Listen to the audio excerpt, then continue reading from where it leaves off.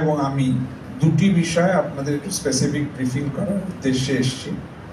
এক, ইদানিং তালতলা ক্লাব, আরিয়াদহ, বেলিয়াঘাটা থানা, সেই বেলঘরিয়া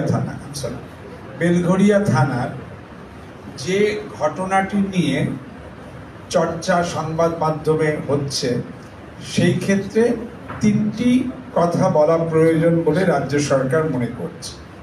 এক, ঘটনাটি মার্চ 2021 সালে, 3 বৎসর আগের। দুই, নিগৃহীত ব্যক্তি বলে যার ছবি ইত্যাদি সম্প্রচারিত হচ্ছে, তিনি পুরুষ। তার সম্পর্কে বহু সংবাদ মাধ্যমে বলা হচ্ছে তিনি মহিলা। পুলিশের টেকনিক্যাল অ্যানালিসিসে বেরিয়েছে সকল নিগ্রহই সমানভাবে নিন্দারও হলেও এক্ষেত্রে নিগৃহীত ব্যক্তি পুরুষ। যা বলা হচ্ছে মিসইনফরমেশন বলে যাকে রাজ্য সরকার বর্ণনা করবে, তিনি ফিমেল নন। পরন্তু তৃতীয় যে পয়েন্ট বলার চেষ্টা হচ্ছে সেটা হচ্ছে যে অ্যাকিউজড জয়ন্ত সিং, তিনি কিন্তু has been repeatedly arrested by the police at least 5 times in 5 cases since 2016.